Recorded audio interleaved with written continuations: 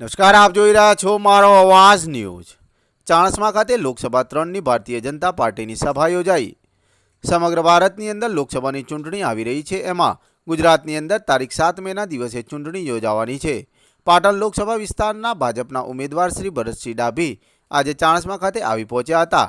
સરદાર ચોકની અંદર રાત્રિના લગભગ 9 કલાકના સમયે સભા યોજાઈ હતી। આવનાર મહેમાનોનું સ્વાગત ચાણસ્માના ભાજપના કાર્યકરો દ્વારા કરવામાં આવ્યું હતું। આજના દિવસે આમ આદમી પાર્ટીના પૂર્વ તાલુકા પ્રમુખ પટેલ દિલીપભાઈ હરગોવનદાસ અને એમની સાથે 50 કાર્યકરો ભાજપમાં જોડાયા હતા। નગરપાલિકાના પૂર્વ પ્રમુખ ભીખીબેન પટેલ ભાજપમાં જોડાયા હતા। ચાણસ્મા ભાજપ શહેર પ્રમુખ રાજુભાઈ પટેલે જણાવ્યું હતું કે સમગ્ર ચાણસ્મા શહેર ભાજપના ઉમેદવારને જંગી બહુમતીથી જીતાડે એવી માંગણી કરી હતી।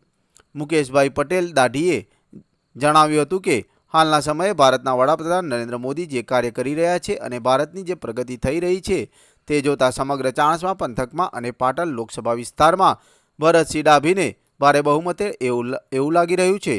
લગભગ 5 લાખ વોટથી વધારે એમની જીત થશે એવું એમણે જણાવ્યું હતું। અમારા પત્રકાર શ્રી ચેતન શાહે ચાણસ્માને બોમ્બેની ટ્રેન મળી રહે એવો પ્રશ્ન કરતા એમણે જણાવ્યું હતું કે નવી સરકારમાં નવા રેલવે મંત્રી આવશે, એમને આ પ્રશ્નની રજૂઆત કરીને આગળની કાર્યવાહી કરાવીશ। ચાણસ્મા વિસ્તાર માટે આપ શું કરશો એ પ્રશ્નના જવાબમાં એમણે જણાવ્યું હતું કે હું જીતીને આવીશ તો આ વિસ્તારની જે કંઈ વિકાસના કાર્યો બાકી છે અને મારા ધ્યાને પત્રકારો દ્વારા અથવા ભાજપના કાર્યકરો દ્વારા લાવવામાં આવશે તો તે કાર્ય સત્વરે પૂરું કરાવીશ એવું શ્રી ભરતસિંહ ડાભીએ જણાવ્યું હતું। આજના પ્રોગ્રામનું સંચાલન નવીનભાઈ પટેલ અને અશ્વિનભાઈ પટેલે કર્યું હતું। નમસ્તે સાહેબ, હાલમાં બ્રોડગેજ લાઇનનું કામ ચાલે છે રણુજથી અમદાવાદનું વાયા ચાણસ્મા થઈને, અને ચાણસ્માને સાહેબ એક જ ટ્રેનની જરૂર છે બોમ્બેની, તો પાટણ જે મંડી આવે છે રાજસ્થાનથી એને વાયા રણુજથી અમદાવાદ કરાવો તો એના માટે ભવિષ્ય માટે આ ગામને એક બોમ્બેની કનેક્ટિવિટી મળી જાય અને આ ગામના લગભગ હજારો માણસ સુરત, બોમ્બે, વાપી, વલસાડ રહેતા હોય છે, તો એક આવી ટ્રેન મળે એ માટે આપ શું કહેશો?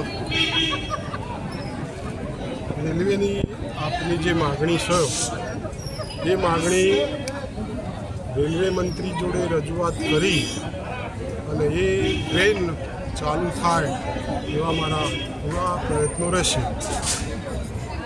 સાહેબ, નવા વર્ષમાં આપણી ગ્રાન્ટ આ વિસ્તારમાં સારામાં સારી વાપરો એ માટે ચાણસ્મા, પાટણ, હારીજ, તમારા જે ખેરાલુ વિસ્તાર એમાં આવે છે એમાં ચાણસ્માને સારા ટકામાં ગ્રાન્ટ આપો એવી અમારા ગામવાળાની માગણી છે।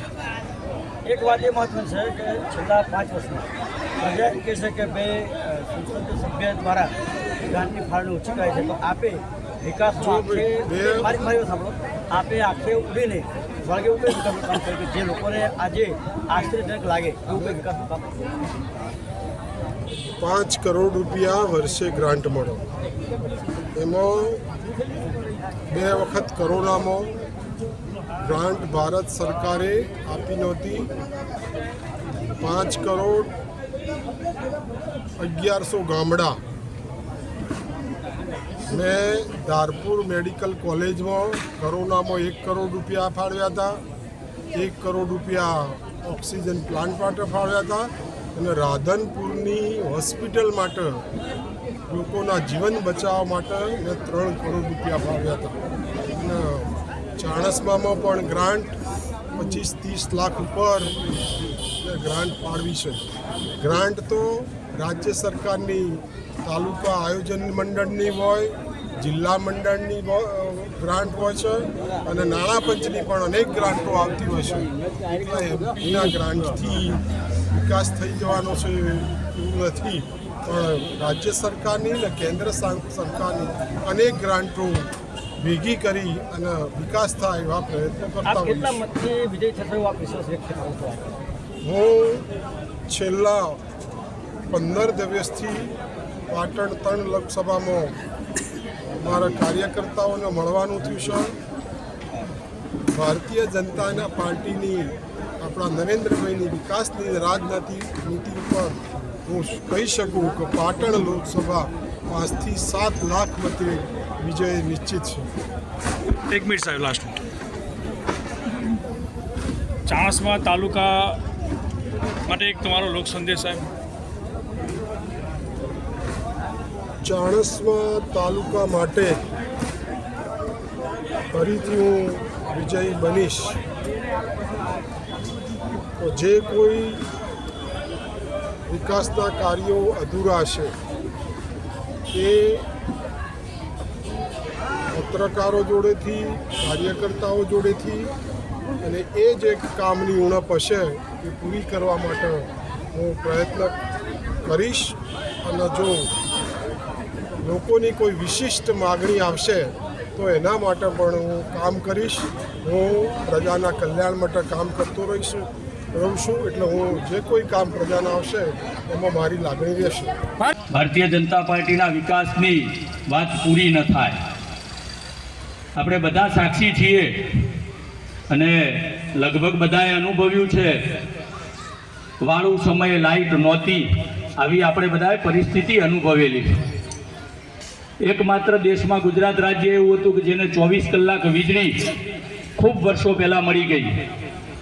એ આપણામાંથી કોઈએ માગી નહોતી, પરંતુ આપણા લોકલાડીલા એ વખતના મુખ્યમંત્રી અને દેશના લોકપ્રિય વડાપ્રધાન નરેન્દ્રભાઈને એવું લાગ્યું કે ભાઈ મારા ગુજરાતનો કોઈ પણ નાગરિક એ કોઈ પણ કામ કરતો હોય તો એને લાઇટની જરૂર પડતી હોય તો એ લાઇટ